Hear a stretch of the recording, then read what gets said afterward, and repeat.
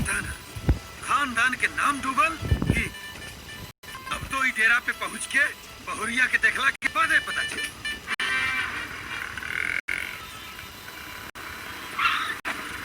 अरे चलिए जल्दी लेट हो रहा है मुझे एमसी में बोल रहा था।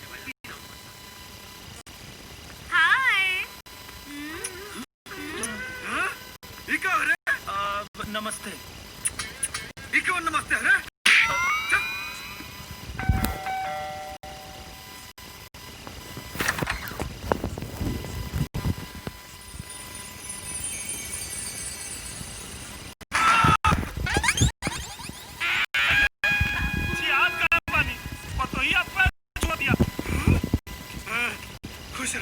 खुश रहा बेटी। चंपा निरहुआ हिंदुस्तानी, निरहुआ हिंदुस्तानी, निरहुआ हिंदुस्तानी,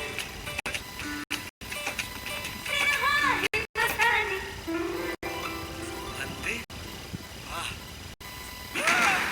अरे बाबूजी बार बार चिंकत काहे मत। अरे पतोहिया पैर धो दिया। इसके क्या जरूरत था? हम काले रानी ई सब के कोनो जरूरत नहीं की। बाकी मने तब ना बाबूजी पहला बार हमारा घर में आवता रह उनकर पैर धो के पूरा घर में छीरक कोना कोना में छीरक और छिड़कला से हमारा घर में सुख शांति समृद्धि आई। हाँ जुग जुग जिया बेटी। जैसन कल्पना मन में लगी नहीं ओकरों से भी अच्छा बारू तू।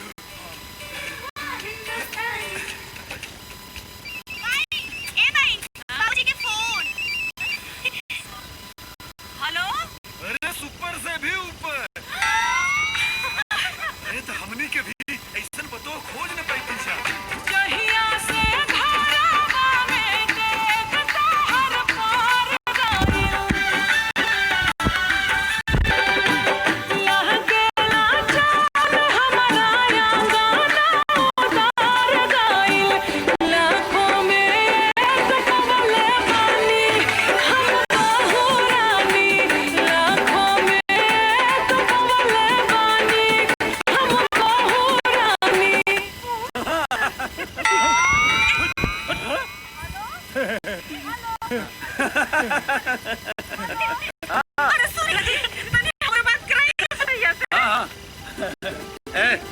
दांत काहे चिया तारे रे?